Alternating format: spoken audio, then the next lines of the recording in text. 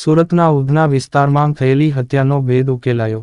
ગઈકાલે ઉધના વિસ્તારમાં ભજન સરદાર નામના લિસ્ટેડ બુટલેગરની ઘાતકી હત્યા કરવામાં આવી હતી.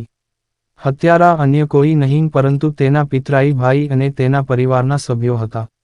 ઉધનામાં દિનદહાડે ભત્રીજાની હત્યા કરી દેનાર કાકા અને અન્ય એક આરોપીને પાંડેસરા પોલીસે ઝડપી બંને આરોપીઓને ઉધના પોલીસને સોંપ્યા. ઉધના પોલીસ સ્ટેશન વિસ્તારમાં ગઈકાલે એક બનાવ બન્યો હતો. આ હત્યાના બનાવમાં મૂળ 4 આરોપીઓ સ્થળ ઉપર હતા અને 2 આરોપીઓ કોન્સ્પિરસીમાં હોવાનું ફરિયાદીએ પોતાની ફરિયાદમાં નોંધાવ્યું હતું. આ ફરિયાદ મુજબ પોલીસે આગળને તજવીજ ચાલુ કરી હતી અને તે મુજબ કુલ 2 આરોપીઓ અત્યાર સુધી પકડાયા છે, જેનું નામ કાલુસિંહ અને મોહનસિંહ છે. જે આ બંને આરોપીઓ તે વખતે જે હત્યાના બનાવમાં સ્થળ ઉપર હાજર હતા અને તેઓ આ જે ભોગ બનનાર છે એના ઉપર એટેક કરવામાં તેઓ સામેલ હતા. બાકીના જે આરોપીઓ છે એની પકડવા માટે અત્યારે પોલીસ કાર્યરત છે. અલગ અલગ આરોપીઓ માટે જુદી જુદી ટીમો બનાવી છે. આ ટીમો પોતાની રીતના આના ઉપર વર્કઆઉટ કરી રહ્યા છે અને આરોપી જલ્દીથી જલ્દી પકડાઈ જાય એ માટેના પ્રયાસો ચાલુ છે. અત્યારે જે આરોપીઓ પકડાયા છે એમાં એકનું નામ કાલુસિંહ છે અને એકનું નામ મોહનસિંહ છે.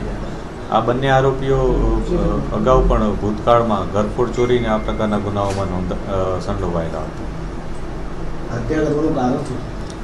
જે પોલીસને પ્રાથમિક વિગત મળી છે અને જે ફરિયાદીએ નોંધાવ્યું છે એ મુજબ જે ભોગ બનનાર છે એણે આશરે 1 મહિના પહેલાં પુણે મહારાષ્ટ્રમાં આ જે આરોપીઓ છે એમાંથી 2 જણાને ચપ્પુના અથવા કોઈ ધારદાર વસ્તુના ઘા મારીને એ લોકોને ઈજા પહોંચાડી હતી. આ ઈજા અનુસંધાને આ લોકો પહેલેથી એના સાથે દ્વેષ રાખી અને બદલો લેવાની ભાવનાથી આરોપીને ભોગ બનનારને એ લોકો શોધી રહ્યા હતા અને એ બનાવવાનું એમ શોધતા ગઈકાલે તેઓએ ભોગ બનનાર ઉપર એટેક કર્યો હતો અને આ રીતના એ લોકોએ એની હત્યા નિપજાવી.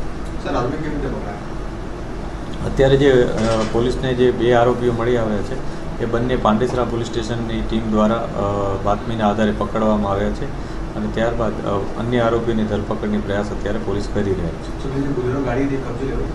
અત્યારે જે ગાડી છે એની શોધખોળ પોલીસ કરી રહેલ છે અને જે ગાડી કેટલીક વિગતો અમને મળી પણ છે, પરંતુ એકવાર એને કન્ફર્મ અને વેરીફાઈ કર્યા બાદ જ અમે એના ઉપર આગળની કાર્યવાહી કરીશું. સર, આ વિવાદને લઈ અરજી પણ થઈ હતી.